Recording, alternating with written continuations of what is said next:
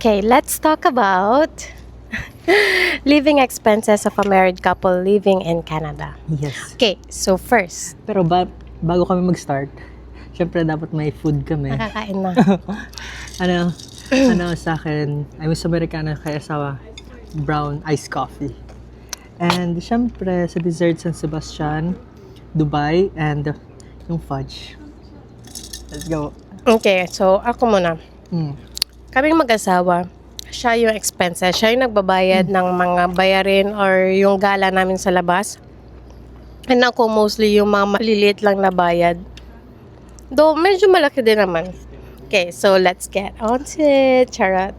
So first, una sa lahat, yung kotse namin. Yung kotse namin hindi pa siya fully paid. Soon, malapit na sana next year, tapos na siya. 227.27 bi-weekly. So, sa isang buwan, most likely nasa 450.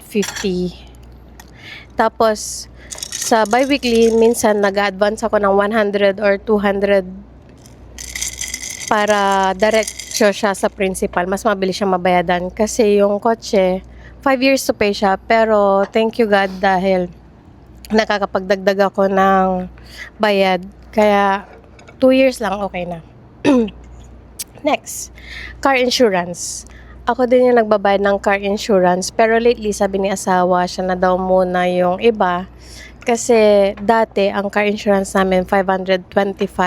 Pero nadagdagan kasi may nangyari kay asawa. So ngayon, nasa 613. And next, Affirm, 100. May kinuha akong gamit noon na kailangan ko siyang bayadan. Though hindi naman siya masyadong masakit kasi 100 monthly lang siya. Tsaka wala namang interest, so wala namang problema yun. Next is, meron akong investment sa Pinas / insurance. 300 CAD yung pinapadala ko. Actually, 10,500 siya monthly, pero nagpapadala ko ng 300. So, yung may butal.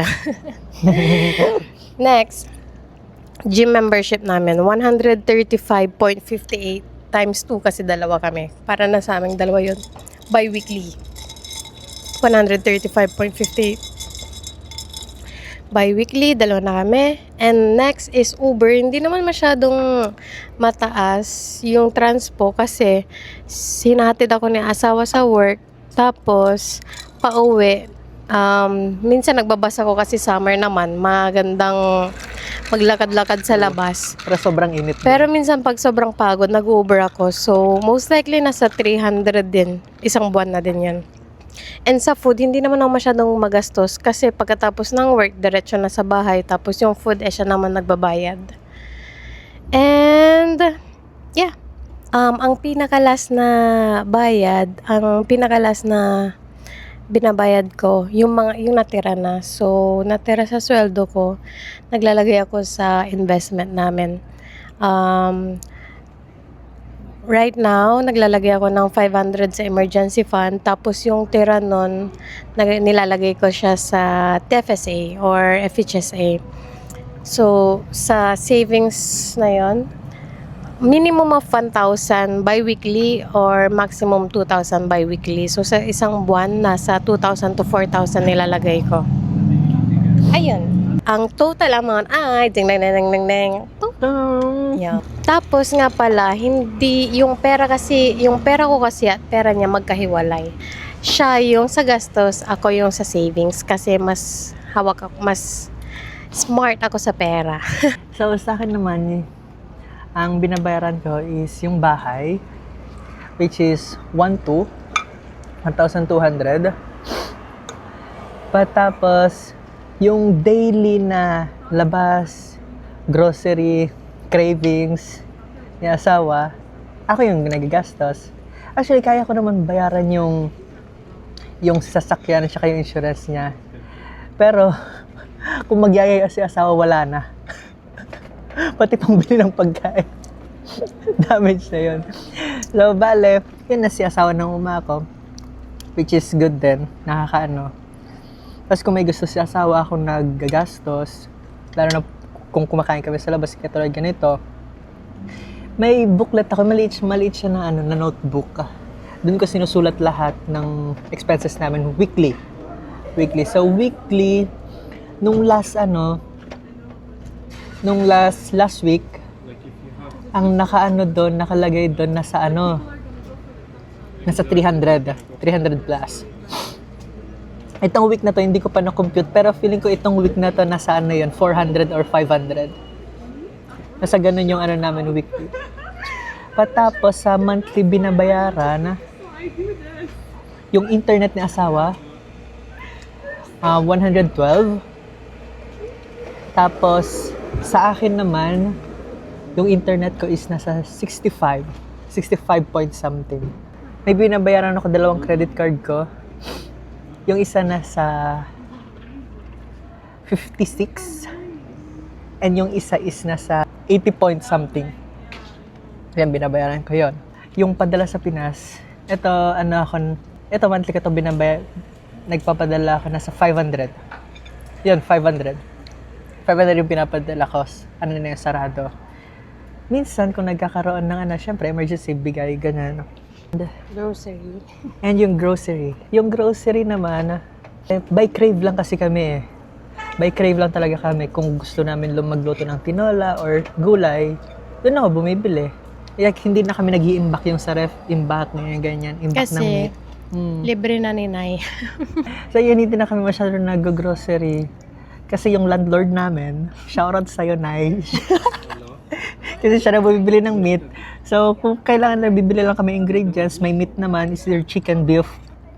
Yan ang niluluto. Pero usually, kung wala, bumibili lang ako. Kaya hindi na talaga kami gulay, bumibili na lang talaga. Kasi malapit lang yung grocery. Kung anong gusto namin, bibili na. Kasi more on craving lang and usually kain sa labas. Yeah, minsan yung weekly expenses, pinakamalaking weekly namin is nasa 500 plus. Yun, pagkain lang yun lahat. Tsaka gas. And yung gas, every week ako nagpapagas. Like every Thursday. Yun talaga, every Thursday or Friday. Matakaw kasi si Panther. Yung coach namin, matakaw siya sa gas. Nagre-range yun ng last pagas ko is 114 na. 114. And may isang bar pa yon.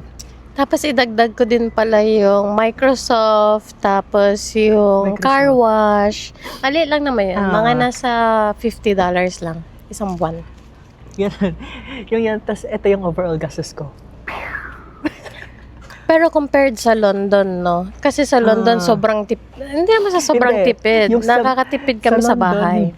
Sa London, yung binabayaran namin sa London is 700. Ang 700 house. compared dito 1-2, di ba? 700 pero ang daming labas. Like Halos everyday minsan kahit sa lang ako, labas. siguro in 1 week mga 4 days lang ako pumapasok or minsan yung 4 days na nire-request ko pang off, 3 days. Tapos the rest, gumagalan na kami. So mas malaki yung gastos. Magastos kami sa labas na. So ito Ano siya yung sagot ang mo ko? monthly expenses ng gastadora at gastadora sa Ottawa. Kasi yun nga, thankful nga ako kay asawa kasi kinuha niya yung siyang nagbabayad ng insurance. Eh yung sa kotse, kasi yung sa kotse binili niya yun sa akin eh. Yeah, Di ba? that's for him. Nakapangalan yun sa'yo, di ba? Oo, asawa? nakapangalan sa akin yung kotse. Binili ko yun ng December para December. hindi na mahirapan ng asawang mag-uwi kasi lagi na lang siyang naiwan ng kasi bus. sobrang haba dati ng ng biyahe ko. Like 40 minutes, minsan kung matagal talaga. Kaya, pag bus, more than 1 hour. 1 Kaya hour 40. more than 1 hour. Pero yung nagkakotse ako, nasa 30 minutes. O, di ba? Layo ng difference. At tapos yung katulad na ito, itong anahan namin, kinainan namin, ito dessert.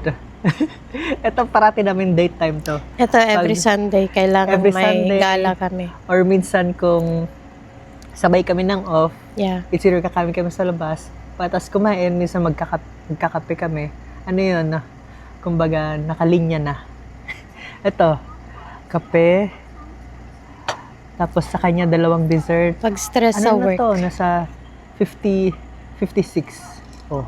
more ang magastos talaga kami sa pagkain kasi syempre, kasi parang ayaw kong kung si asawa may gusto siya, gusto kong binibigay, ayaw kong kasi na-hurt yung feelings ko. Fake. Kasi kung anong gusto niya asawa, like, ginagawan ko talaga ng paraan. Isa rin namin na nasabi ko kay asawa, sa akin na yung mga gastos, yung mga ganyan-ganyan.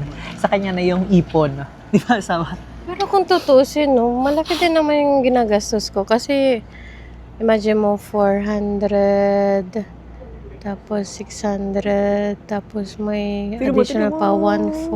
1,400. Nasa 1,500, 1,700 din yung gastos ko monthly. Ito pa minsan, kung may work si asawa, binibigyan ko siya baon niya, 20. 20, 10. Pambili ng pagkain. Pambili niya ng pagkain. Minsan Pero hindi ko naman nabibili kasi minsan walang hindi niya break time. nagagastos, nasa bag lang niya. Yung gastos lang talaga namin yung kain sa labas. Yun yung namin, yung